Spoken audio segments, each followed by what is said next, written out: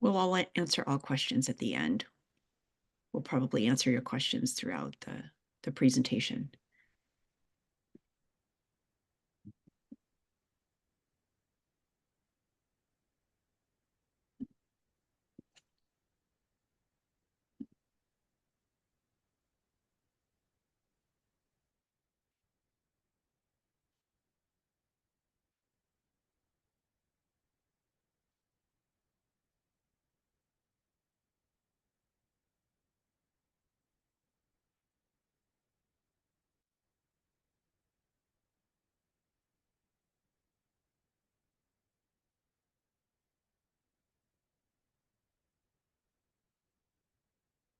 Yeah, Sandra, if you want to just go ahead and start the housekeeping. Yeah, absolutely. You join.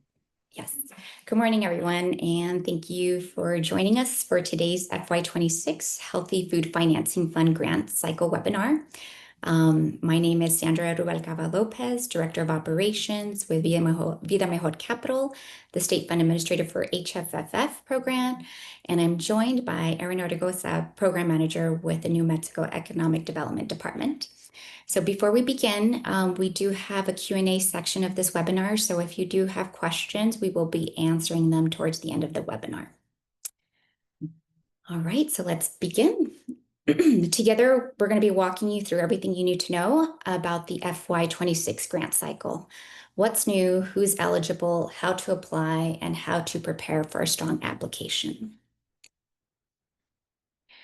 For today's agenda, here's what we'll cover today: the vision and values behind HFF, 2, eligibility, who can apply and what's new, 3, the application process and timeline, 4, how to prepare an effective application, and 5, the evaluation process and scoring. And we'll wrap it up, like as I mentioned, with Q&A. Let me adjust my settings here 1 second. Okay, here we are.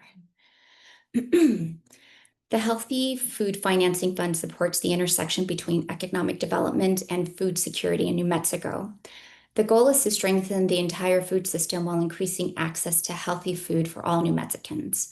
The program's priorities, 5 main outcomes are: increase food access in underserved resource communities, create and retain jobs in the food and agriculture supply chain, 3, expand in-state market channels, 4, build infrastructure for aggregation, storage, and transportation, and 5, support regenerative agriculture that restores our soil and land.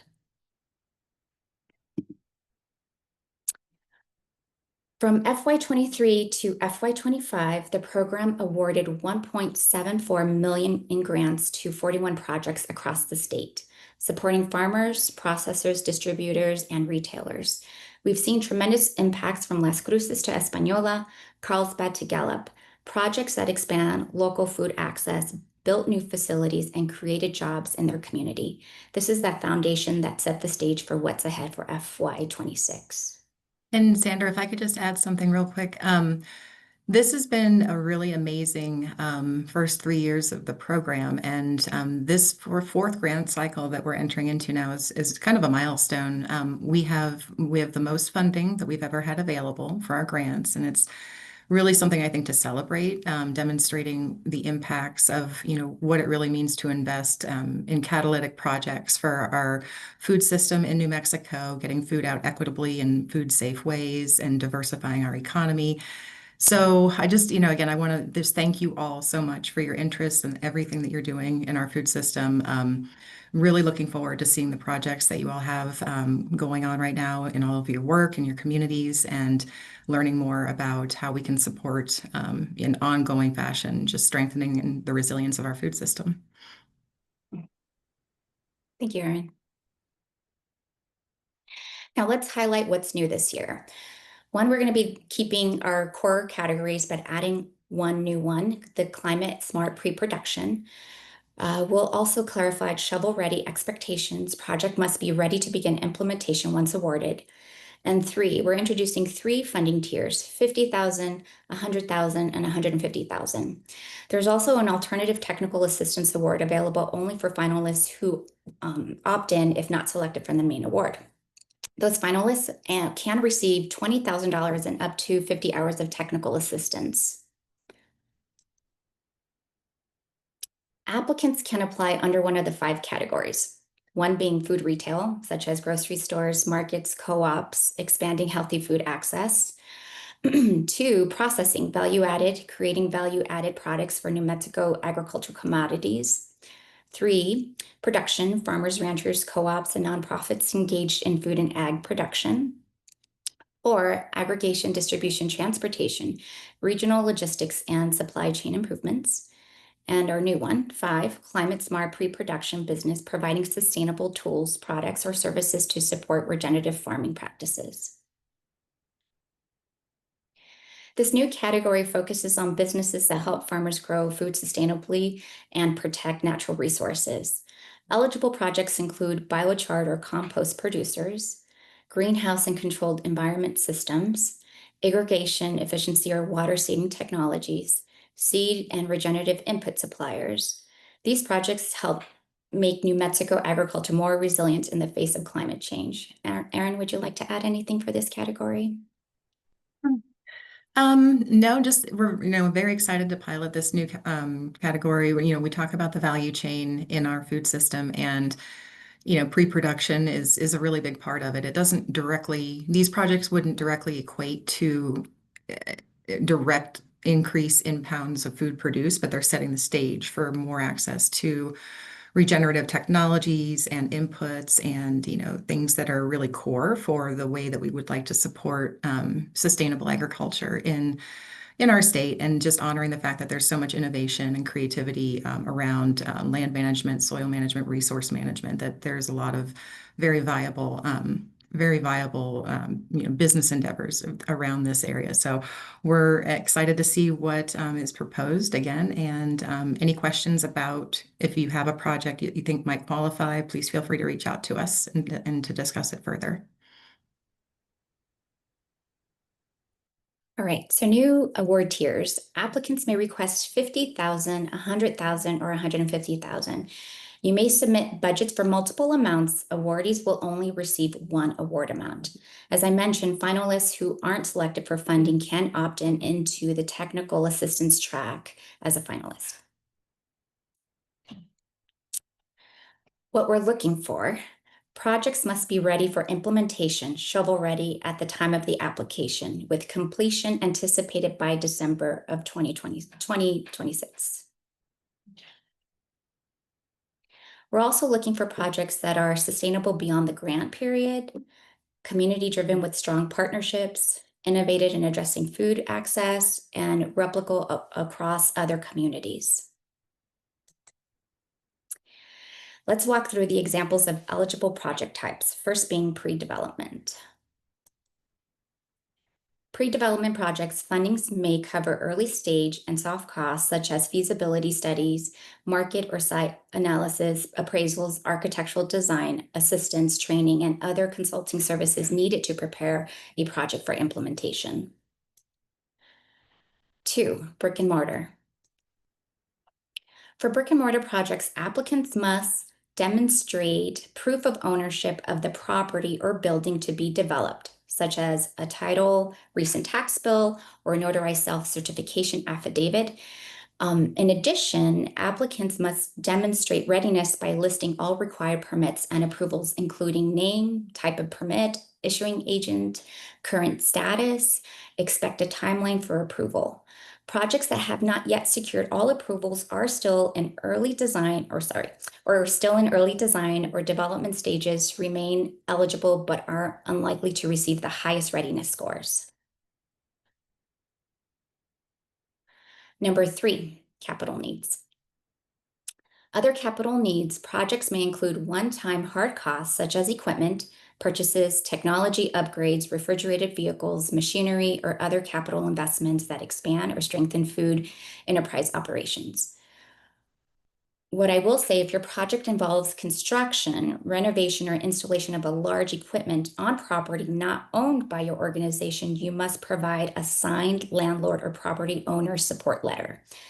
Lastly, this letter must confirm permission to carry out the project and to install and operate the proposed equipment at the specified site for the duration of the grant period. Number 3, consumer packaged goods. supports the startup, operation, or expansion of businesses that produce one or a few staple healthy food products for retail sale. Number 5, agriculture-only projects. For agriculture-only projects, please note that these projects are exclusive to the project category production. Applicants must be or actively be working towards becoming a New Mexico Grown approved supplier. And you must include documentation that states that. Here are some acceptable documents: approved supplier program certification document, proof of completed food safety training, a letter from the New Mexico Farmers Market Association confirming vendor status. Projects that include growing or production as well as downstream food supply chain activities such as distribution or sales are also eligible. Number 5, soft cost. Other soft costs may include training, community engagement, and governance support, financial or development consulting and project management, marketing or merchandise such as logo, website, outreach, environmental or energy assessments, food safety and evaluation, and what's new, operating or staff costs directly tied to project implementation is allowable, but it may not exceed 20% of the total project budget. Number 7, research and development climate smart pre-production projects only. Eligible activities may include testing, design, or development or climate smart agricultural inputs or technologies, piloting or validating soil amendments, developing or refining control environment kits, advanced irrigation or water efficiency systems, other innovative inputs that input soil health, water conservation, crop productivity, and long-term sustainability. We want to make sure applicants avoid ineligible activities. We will not fund personal gardens or home use projects, restaurants or prepared food services, charitable food programs, general operating expenses like ongoing payroll or rent, consulting or regranting programs. And now we will be reviewing the application. Submitting your application in Submittable. All applications will be submitted through Submittable. You can invite collaborators to your application using the Manage Collaborator feature on the Submittable page. Please note, after submission, you'll have 24 to 48 hours to request edits for significant corrections. Please double check everything before submitting. Also, please note technical assistance won't be available during the application period. If you are experiencing any technical issues, there is Submittable tech support that you can reach out to. So the application is structured to help reviewers clearly understand your project. So here's a quick overview of what you'll complete. The first being contact and organization info. This basic details about your business and key contacts. What's new is the organization category. So for cooperative-owned businesses and tax-exempt nonprofit corporations, you must upload a board approval letter confirming that this project has been reviewed and approved by your governing board. Number 2, now we'll move on to eligible projects documentation. As I mentioned, what projects are eligible, so we'll quickly review these. Pre-development being 1, brick and mortar facility development. Please note, as again, proof of ownership, demonstrate readiness for providing permitting info.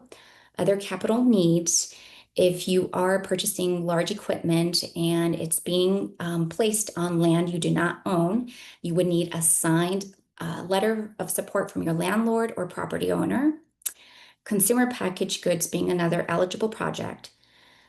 Agricultural only projects, you must provide or pending a New Mexico Grown vendor certification or a letter of support. And the last project eligible type is the research and development, including testing, designing, developing smart, climate smart agriculture inputs and technologies. Now let's go over the project information section of your application, such as the project location and the project category. So you'll focus here on describing what the project is and what actions will be taken. So project categories would be food retail. You must provide additional details. You'll indicate whether SNAP Double Up participation is part of your project.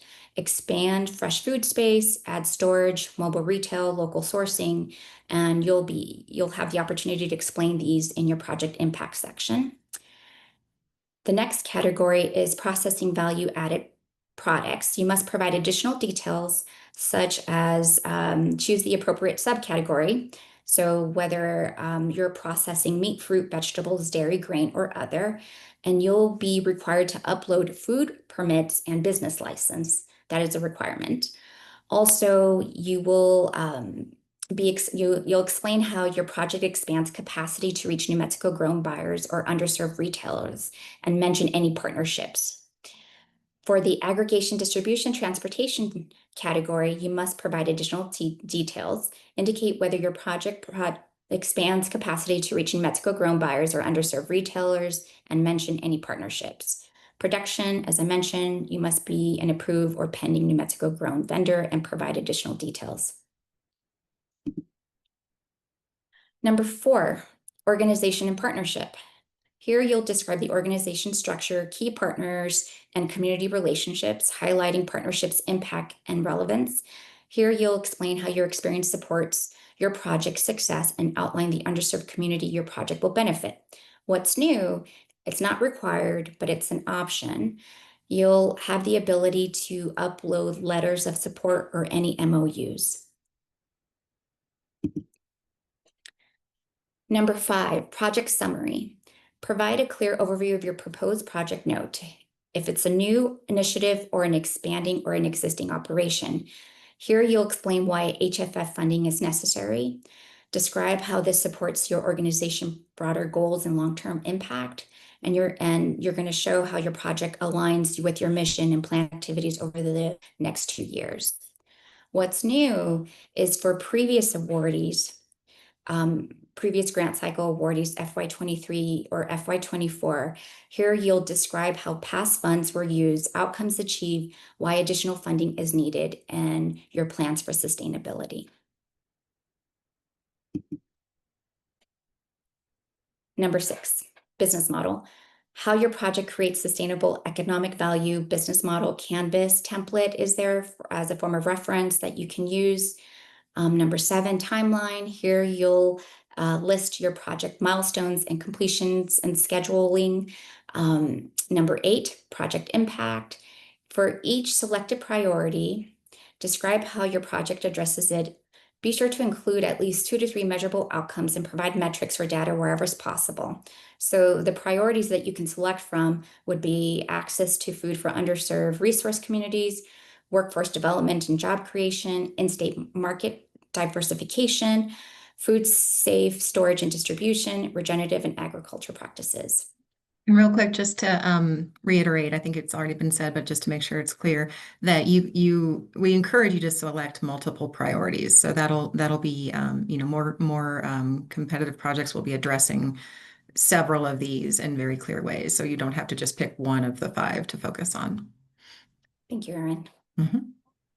And the last being budget and budget narrative. So here you'll provide detailed cost breakdown, funding justification through your budget narrative. Award evaluation and process overview. Well, here's the timeline. So as you know, the application has opened as of yesterday. We started rolling initial scoring as of today, and application closes November 19. These are important dates to write down. The review committee will conduct their reviews on the top applicants, and then late January of next year, a final decision will be made. February, we will make the announcements, issue award grants, agreements, and fund management trainings and webinars will be conducted. March, we'll have public announcements. And December 15 is when the FY26 expended funds have to be expended and project completion. And throughout January and through December of 2027, that would be FY26 reporting period. And just to real quick to the timeline, these are anticipated dates, and so if we do have if we run into any delays or anything that would be, you know, like during the review process, we'll note that on the website, and we'll send out, you know, an updated timeline if that's necessary. But this is the ideal timeline that we're shooting for right now. Award evaluation process overview. Once your application is submitted, it will go through a formal review process. Only complete and eligible applications will be evaluated, and scoring will be based entirely on the information you include in your application. The review committee, made up of an internal and external experts, will review and score each application using the official rubric. After scoring, they'll meet to create a consensus ranking that considers your total score, your project type, and geographic diversity across the state. Keep in mind, reviewers don't know you or your organization personally, so your application should be clear enough to tell your full story on its own.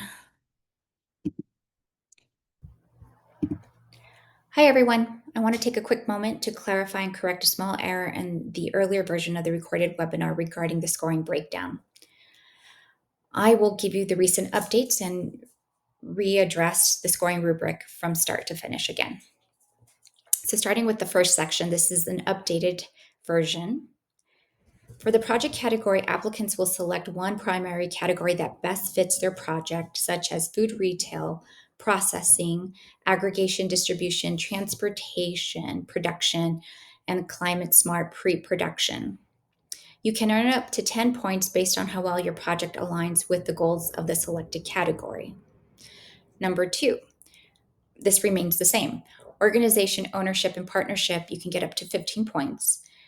Reviewers will evaluate ownership or management structure, organization capacity, and strength of partnerships that contribute to your project success.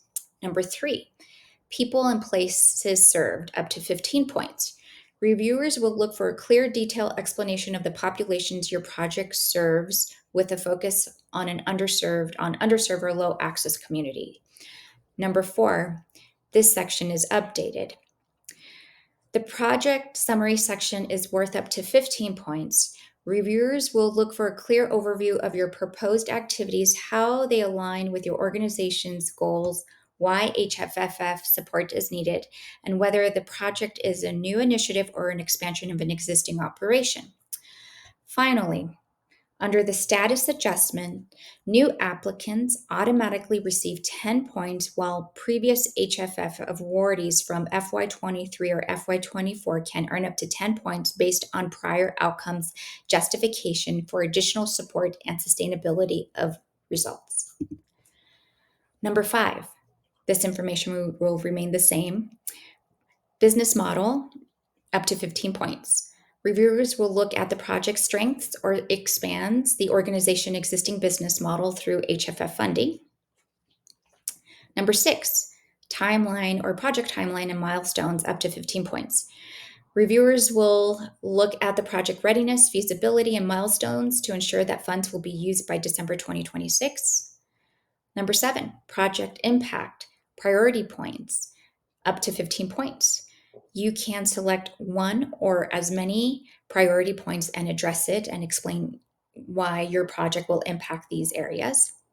And number 8, budget and narrative, up to 15 points. Reviewers will look for a clear, well-documented budget aligned with your project goals, showing a 5% inflation buffer, leverage funds, and supporting narrative.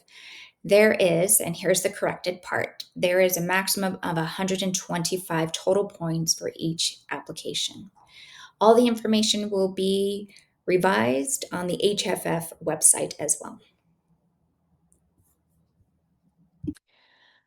All right, so how to prepare a strong application. Before applying, remember these key strategies on how to prepare. Make sure your project fits clearly within eligible activities. Gather all required documents early.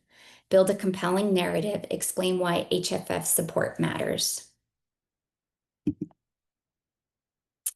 Include measurable outcomes like jobs created, people served, or sales increased. Show partnership and collaboration across your local food system. And if you have any specific questions related to your project, you can reach Erin. Here's our contact information, and we will be switching over to Q&A. Great. Thanks, Sandra. All right, so I'm going to go ahead and take these in order, and we may have answered them, but I think because there was a question about it, it's important to just cover it again. So someone says, we would like to apply for commercial kitchen equipment. The eligibility requirements state under other capital needs, hard costs for the creation, retrofit, expansion, or other one-time investment. Let's see. So does that mean we can't apply for commercial kitchen equipment? Erin, would you like to take this one? Yes, yeah. So let's see, hard costs for the creation retrofit. It isn't for. Yeah, no, you can apply for commercial kitchen equipment. Is that, did we clear that up when we went over the eligibility? Mhm. Okay. Answered that. I'm not sure if I have the New Mexico Grown Approved Supplier Certificate. How can I confirm if I have it? Thanks, Lori, for that. I think I would reach out to the New Mexico Farmers Marketing Association, and they would be, I think, the source of issuing that certificate, and they can let you know if you've got one or provide you with one if you're an approved supplier. I log into Submittable and only see past HFFF applications. I have not been able to find or access the 26 application. So if you go ahead and go to the New Mexico EDD HFFF website, and I'll go ahead and we can also reach out to you, Nancy, separately, and you log in or create a login to Submittable, you will see, I can share my screen. I've pulled this up. Would you like me, Erin, to share this now with everyone so they'll see what Sure, yeah. is? Okay. Okay, so what you'll see when you go to the website, this is the website, the EDD website page. Here is the grant, and then you're at the webinar. So if you click the grant application, it will take you here. And if you scroll down, you'll see in English and Spanish, the application. Then you click submit, and this should pop up. If that is not happening for you for whatever reason, we will be able to stay on and help individuals after we conclude the main webinar. I'm going to stop sharing. And it looks like Nancy, you raised your hand. Would you like me to have Nancy speak? Sure, yeah. Right, Nancy, let me find you and I'll let you ask your question live.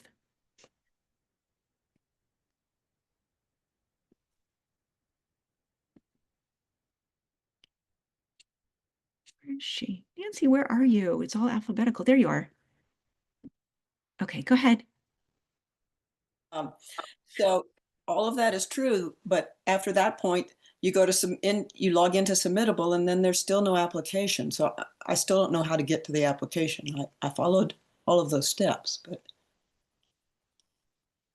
I mean, unless that application is what is exterior of Submittable at NMEDD. No, it's fine. You should just be able to start clicking the answers. It's seamless. But we'll stay after the webinar, and you can share your screen and we'll be happy to walk you through it. Okay. Yeah. Okay. Thanks, Nancy. Yeah. Okay. All right. Let's see. Did that, Nancy's? Christian, I understand this will not fund personal gardens, but will it fund community gardens? We are wanting to purchase a greenhouse for our community garden. Yeah, so greenhouses would be, thanks for the question, Christian. Their greenhouses are eligible. Your community garden, it would it would depend on how it's meeting some of the priority areas. So if if you're selling the food, or if it's donated, we generally are going to be looking at projects that are creating economic development and access to food. So it would just kind of have a little bit more to do with your project proposal and why the greenhouse is going to advance some of the program priorities in your community and in the food system as a whole.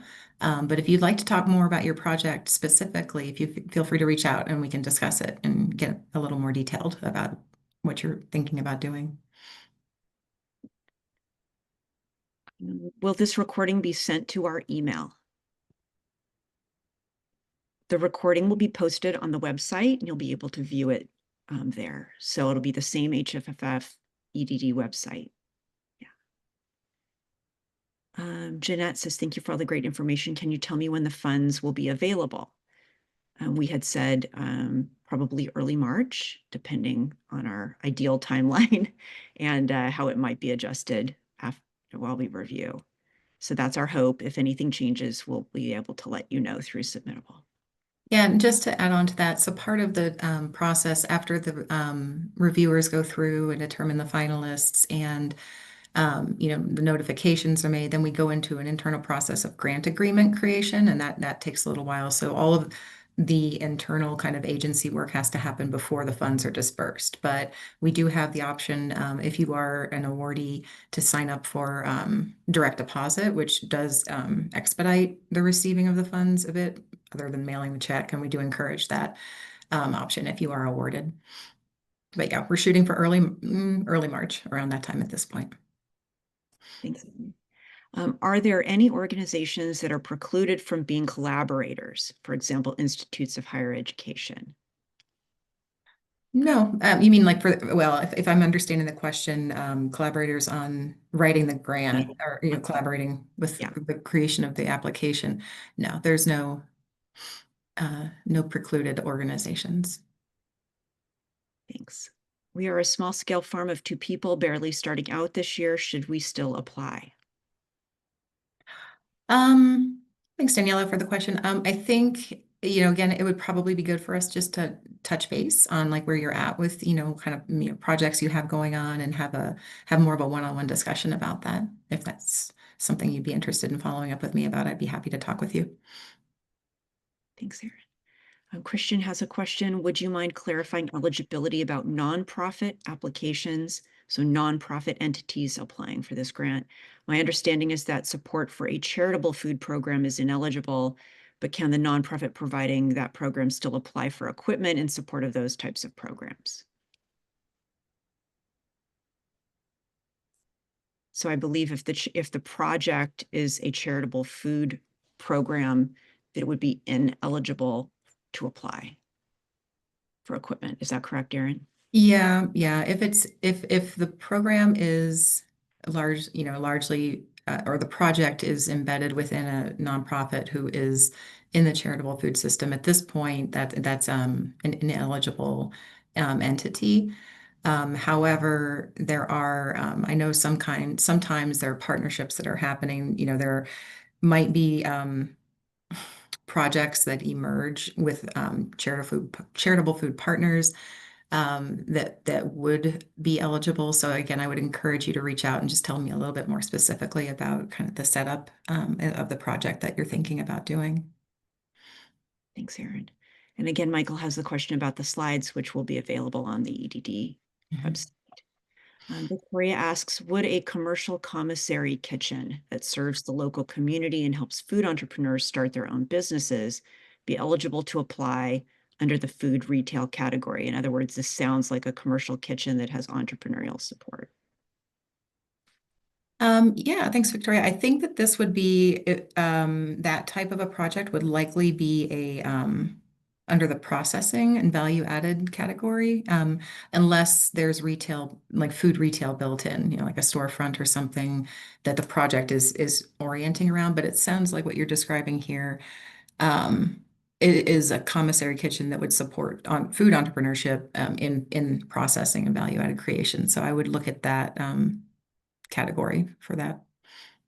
Wonderful. Thanks, Erin. And Jeanette asks, are the grants taxable? Yes. Yeah, based on your entity, how you're set up, they would be. And just a clarifying question, you cannot put taxes as a line item in the budget to Mhm. cover those costs. That's my question, because that's the next question I would think somebody would ask. Well, if the grants are taxable, can I just put in my budget the taxes? No, right? Right. Catherine asks, we are a nonprofit group of grass-fed livestock producers. Can we apply to assist our New Mexico member to build and host websites? So is the nonprofit group, Catherine, in another state?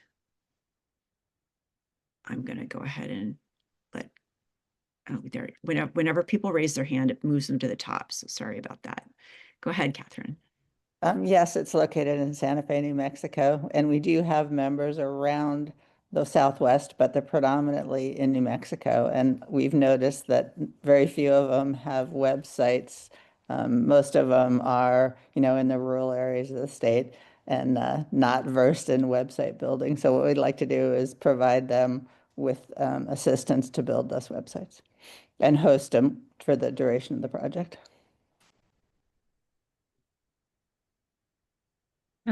I think, yeah, so I mean, typically we'd like to see for some of the projects, the program priorities being addressed. And so if you That would be increasing food Mhm. access in, underserved communities. Yeah. So I would just, if this is the project that you'd like to propose, I would just really dive into how this project in your work would support those priorities and how it aligns with the needs of the communities and filling a gap. And yeah, I think that sounds like a viable project proposal. Thank you. Okay. Let's see. Christian asks, we do not need to have the New Mexico grown certification to be eligible, correct? So right. You don't have to have it, but what you do need to be, if you're a producer, if the project is a production project, you need to be actively engaged in becoming an approved supplier through the New Mexico Grown program. That is a requirement for that particular category. Because that is a partnership. Our agency, EDD, is part of a multi-agency effort that works with a lot of the community partners as well to help increase the supply of food moving into the New Mexico Grown program, to be worked with the demand from the institutions and also just buyers throughout the state. And so, yes, at this time, if you're proposing a production project, you would need to either demonstrate that you're working on it or you already are an approved supplier. Thanks, Erin. And Michael Ventachinque, thanks for joining. Great to see your name there. And he has a suggestion as far as approved supplier program. I would recommend calling or emailing Kevin Beltran or Kevin at farmersmarketsnm.org. Thank you so much, Michael. Appreciate that. And again, thanks for joining. Kurt Solander, can you remind me how much of the grant is able to be used towards staff costs? 20%. Does this change for different categories? No. Specifically, I'm thinking of applying under climate smart pre-production topic. Great. Glad to hear it. If you have any questions about that, reach out. Douglas, we would like to apply for commercial kitchen equipment, but we would not be able to achieve a food service permit until the equipment is in place. Info says permit have to be in place first. How could we address this? Okay, thanks for the question. I think that this is something, if you reach out to us maybe after the webinar, we can kind of talk through it. If you have a specific scenario where the food permit is in process or something like that, we could try to figure out a workaround. But I would just reach out to our team and we can understand a little bit more detail about your project and where it's at. Great. Lynn asks, is there a requirement to partner with USDA or a conservation organization? No, that there is no requirement. Yeah, no, that's a good question, Lynn. So no requirement. What it does is if you do happen to have partnerships, any kind of partnerships, and that are meaningful, formal partnerships, that'll just increase your score in that category, if that makes sense. So, but you don't have to have them. It's just one way that we're looking at, kind of supporting the ecosystem of, businesses and partners all working together in the food world. So if you have any, please let us know, and if not, it's okay. Okay. Please restate what entities are eligible to apply. Sandra, are you able to pull up that slide? What answer, Douglas? Can we apply for projects that span across categories, farming to production to distribution? Another good question. At this time, we're asking you to orient your project within one category. So I know that there are, lots of operations are multifaceted, but we're encouraging you to really hone in on like one kind of specific, category to build your project out from. I mean, if it's also achieving other goals, like you're doing production to distribute, the food, you're doing all this in-house or something like that you're proposing, that would be a compelling project. So you could talk about that, but you would pick one or the other category to kind of to enter into your description and your proposal. And again, if you have any questions about which one might be more appropriate, that would be a good reason to reach out to our team and talk it through. Okay, so now we have Sandra, I saw you pull it up really quickly. I should have. The different categories here. The different Different entities that could apply, subdivision of the state, Indian Nation tribe and or Pueblo for-profit enterprises, co-ops, nonprofit, small farmers and ranchers, educational institutions, including university colleges, and if it's another, please describe. Thank you so much. Okay, so Monty, you said, is that true for tribal entities? I work for the Pueblo of Nambe, so I'm not sure what you were referring to. Do you want to go ahead? I'll unmute you and you can ask. Go ahead. Hi, yes, I followed that up with another question a little later, but it was just on the tribal entity being an approved producer with the state of New Mexico. It sounds like eligible entities need to be approved producers if they're kind of like in the production side of things, but is that true for tribal entities? So you're talking about the approved supplier program, the New Mexico Growth Yeah, Supplier yeah. Program? Yeah, it would be true. It would be a criteria for anyone applying under the production category. Yeah, so any food producing project would need to demonstrate that they're either working on becoming a New Mexico Grown Approved supplier or they already are one. Okay, great. Thank you. You're welcome. Thanks. Okay, and then a last question. Sorry, I'm late to the webinar, Jeanette. No worries. I've been gardening vegetables to supply my hotel restaurant in Clayton. I am interested in growing this business to more of a small farm operation for local area operation.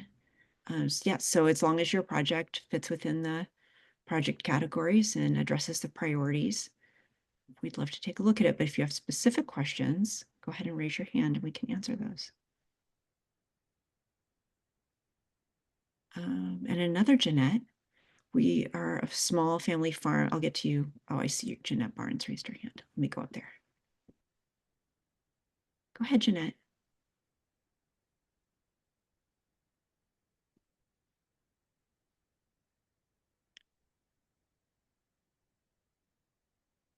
Jeanette, you can go ahead and ask or clarifying questions. Am I on now? Oh yeah, now we can hear you. Okay, good. So I'm thinking about buying a greenhouse. There are some huge greenhouses that are available in Estancia that were being auctioned from a illegal grow house that was being parceled up.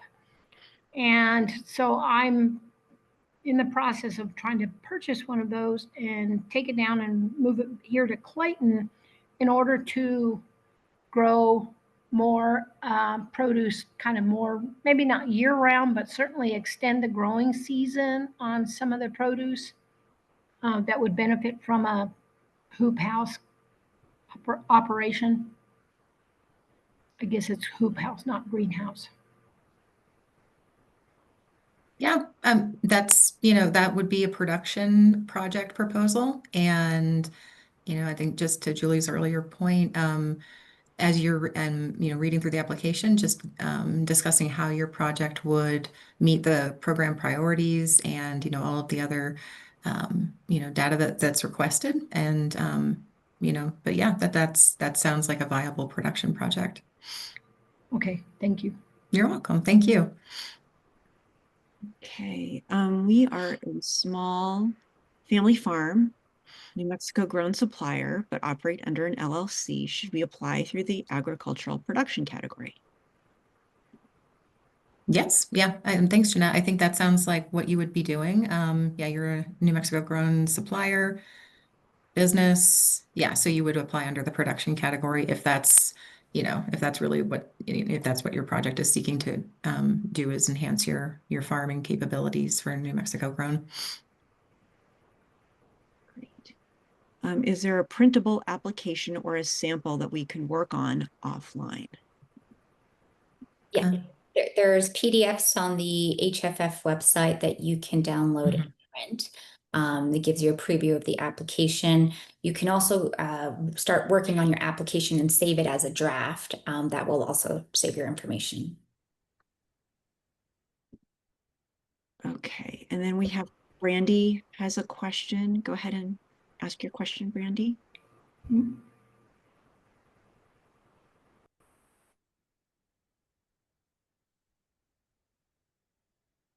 Brandy, you can go ahead.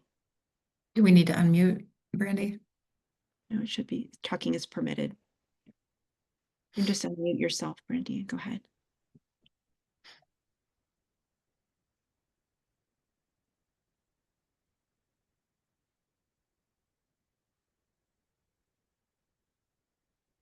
Brandy, you can go ahead. I don't know if she's still there or not. Jeanette, you have your hand up again too. Go ahead and unmute. All right, I'm back. Do you hear me? Yep. Yes. Yeah. Okay. So is the application, is it resident within your portal in the HFF? Or is it something that we export to our computers and then re-import? So the application is through the submittable platform. So okay. It's not actually in the EDD website, but it is it's a grant management platform that we've been using for really since we started the program. So your application will be saved within that platform once you create an account, and if you're a new user.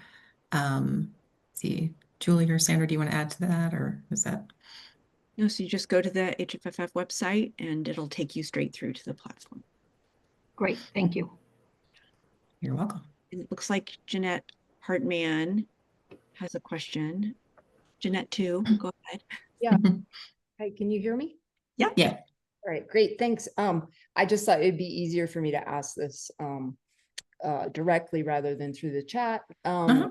We are in the process of building kind of a multi-function facility for a pack house and a solar walk-in and also a greenhouse as one unit. And the question I have is, we need to start this project before funds are distributed to have it up and working for next year's production.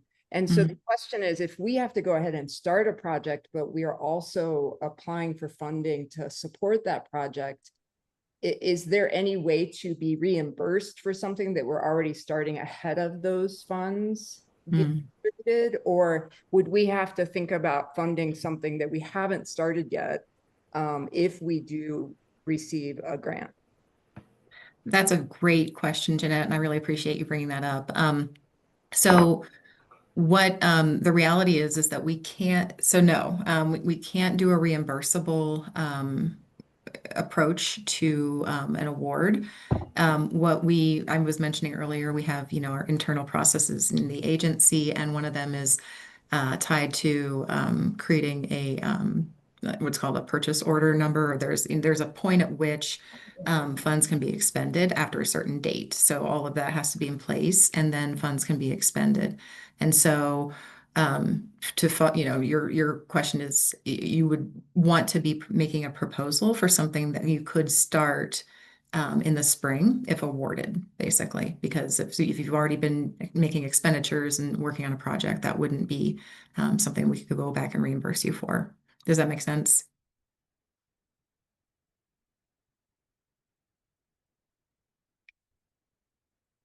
You might have to unmute yourself again. You're in control.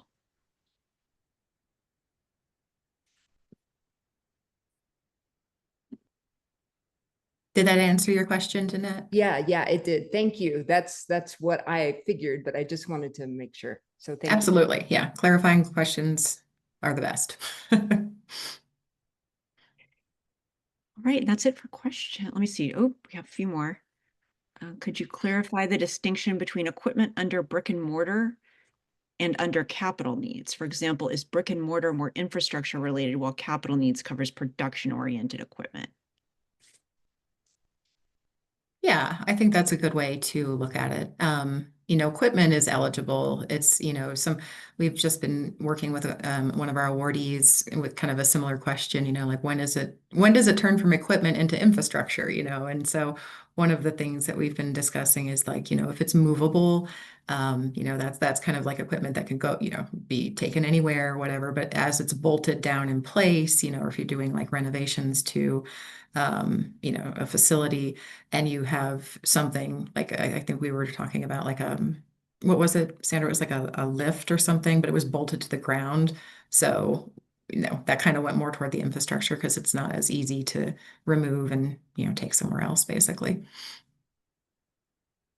Great. Does that help? Does that help? Let me see. I think it was an anonymous person, so. Okay. That's all I have in the Q&A box. Anything else?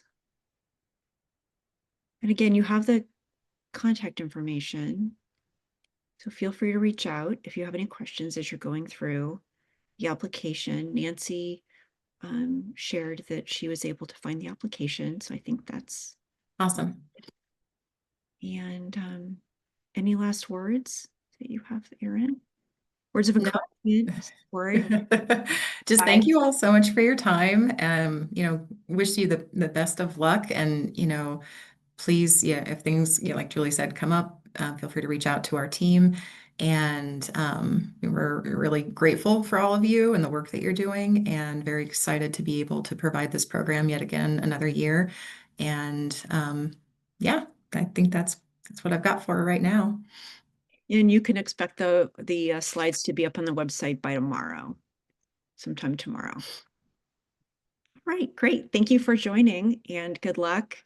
We'll look forward to seeing your names come through on the submittable website.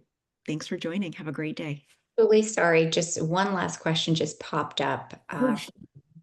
There's always one under the wire. Yes. Would food truck startups be eligible? Food truck startup.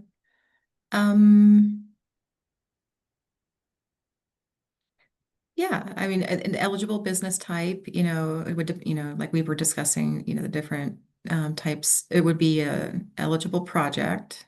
So yeah. Okay. Slipped it under the wire, under the closing garage door, right? Sliding through. All right. Have a great day, everybody. Thanks for joining. Thank you, everyone. Thank you all.